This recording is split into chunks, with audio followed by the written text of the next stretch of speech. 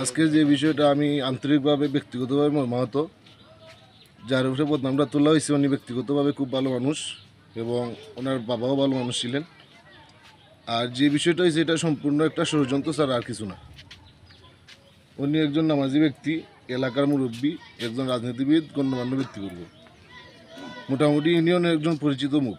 ওনার ইজ্জতের উপরে একটা ষড়যন্ত্র কইরা ওনার মানসম্মানহীন করার জন্য এই অবস্থা করা হয়েছে। মেয়েটার অবস্থা বলতে গেলে মেয়েটা অত্যন্ত বাজে একটা লোক। ও টাকা শহরে আগে থাকতো, গার্মেন্টসে কাজ করতো। ওইখানে একটা ছেলের সাথে ওর বিবাহ হয়।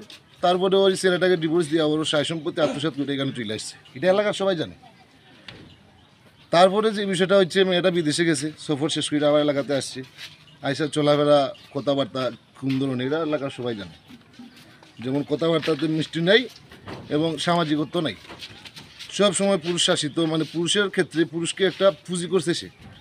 পুরুষকে পুঁজি কইরা ব্ল্যাকমেইল, বিভিন্ন বিষয়ে ব্ল্যাকমেইল করে বিভিন্ন বিষয়ে দায় দাবি করে। এগুলো হচ্ছে তার একটা নেচার। এতটুকু।